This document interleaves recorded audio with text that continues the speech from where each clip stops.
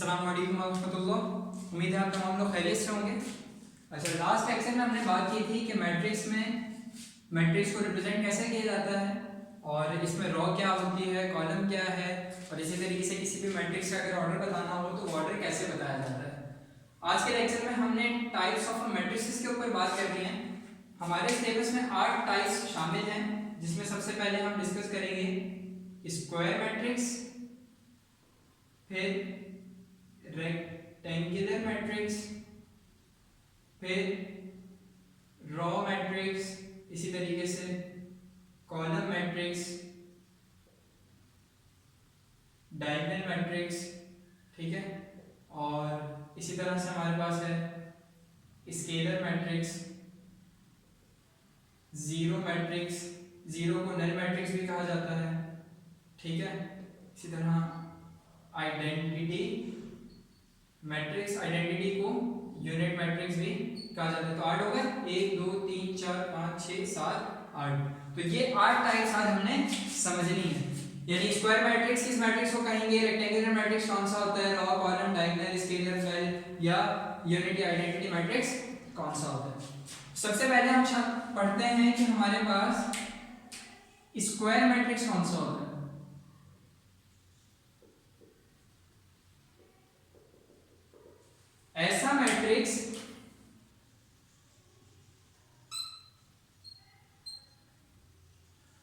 ऐसा मैट्रिक्स जिसमें number of rows और नंबर ऑफ कॉलम सेम हो, यानी वो मैट्रिक्स जिसमें रॉ और कॉलम की तादाद सेम हो। क्या मतलब हुआ, लास्ट लेक्चर में हमने बात समझी थी ऑर्डर की।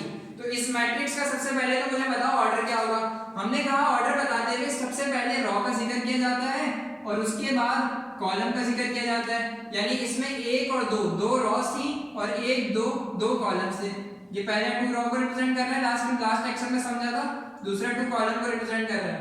तो अभी हमने बात की कि स्क्वायर मैट्रिक्स कौन सा होगा, जिसमें रॉ और कॉलम की तादाद सेम हो। यानी अगर 2 रॉस है तो कॉलम भी 2 हो, रॉ 3 है तो कॉलम भी 3 हो। तो ऐसा मैट्रिक्स जिसमें रॉ और कॉलम की तादाद सेम है वो क्या कहलाता है, स्क्वायर मैट्रिक्स। अब इसका ऑर्डर कुछ भी हो सकता है, 1 by 1 भी हो सकता है, 2 by 2 भी हो सकता है, 3 by 3 भी हो सकता है, लेकिन रॉ और कॉलम की तादाद सेम होनी चाहिए। अगर रॉ 1 है तो कॉलम भी 1 हो, रॉ 2 है तो कॉलम भी 2 हो, रॉ 3 है तो कॉलम कितने होने चाहिए, 3। बात समझ में आ रही है। इसको एक और तरीके से समझते हैं। मिसाल के तौर पे हमारे पास लिखा हुआ है, अब बताओ इस मैट्रिक्स का ऑर्डर क्या है, 1 by 1, क्योंकि इसमें एक ही रॉ है और एक ही कॉलम है। तो अभी हमने बात की कि ऐसा मैट्रिक्स जिसमें एक ही रॉ हो, यानी जिसमें रॉ और कॉलम की तादाद सेम हो, और यहाँ पे एक ही रॉ है, कॉलम भी एक है। तो इसका मतलब क्योंकि रॉ और कॉलम की तादाद सेम है तो ये भी कौन सा मैट्रिक्स हो गया, स्क्वायर मैट्रिक्स हो गया। ऑर्डर मुख्तलिफ हो सकता है, यानी ऑर्डर से मुराद 2 by 2 भी हो सकता है, 1 by 1 भी हो सकता है।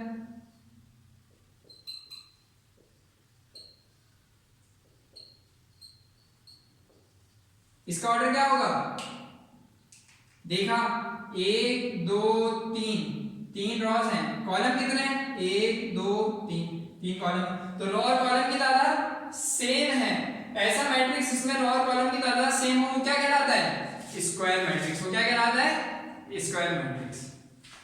तो सबसे पहली टाइप हमारे पास कौन सी थी, स्क्वायर मैट्रिक्स, ये हमने डिस्कस कर ली। दूसरी हमारे पास है रेक्टेंगुलर मैट्रिक्स। कौन सा, रेक्टेंगुलर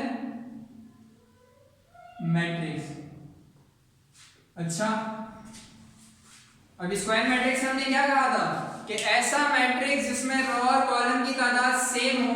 तो रेक्टेंगुलर इसका ऑपोजिट है, ऐसा मैट्रिक्स जिसमें रॉ और कॉलम की तादाद सेम ना हो। तो हमने कहा कि भाई मिसाल के तौर पे 2 4 0 1 3 6, ये आपके पास एक मैट्रिक्स है, ठीक है। अब इसका ऑर्डर क्या है, 1 और 2 रॉज हैं, कॉलम कितने हैं, 1 2 3। अब इस मैट्रिक्स के ऑर्डर में 2 रॉज हैं और 3 कॉलम हैं। तो इसका मतलब क्या हुआ कि ये कौन सा मैट्रिक्स कहलाएगा, रेक्टेंगुलर। क्योंकि रेक्टेंगुलर मैट्रिक्स कौन सा है, जिसमें रॉ और कॉलम की तादाद सेम ना हो। इसी तरह से ये क्या कहलाएगा, रेक्टेंगुलर। क्यों, इसका ऑर्डर क्या है, 3/1। ऑर्डर क्या है इसका, 3/1। 3/1 से क्या मुराद है, 3 रॉज हैं और एक कॉलम है। कितनी रॉज है, 3। कॉलम कितने हैं, 1। तो क्या रॉ और कॉलम की तादाद सेम है, नहीं। तो जब सेम ना हो तो उसका नाम क्या होता है, रेक्टेंगुलर मैट्रिक्स। ठीक है, उम्मीद है यहां ये समझ में आ गया होगा रेक्टेंगुलर मैट्रिक्स। सिमिलरली अब हमारे पास है रॉ मैट्रिक्स। अच्छा, रॉ मैट्रिक्स भी आसान है। ऐसा मैट्रिक्स जिसमें सिर्फ एक रॉ हो। कितनी रॉ हो, सिर्फ एक रॉ। कॉलम भले जितने भी हो उससे हमें कोई फर्क नहीं पड़ रहा। ऐसा मैट्रिक्स जिसमें सिर्फ एक रॉ है, अगर किसी मैट्रिक्स में सिर्फ एक रॉ है तो वो मैट्रिक्स क्या कहलाएगा, रॉ मैट्रिक्स। वो मैट्रिक्स क्या कहलाएगा, रॉ मैट्रिक्स।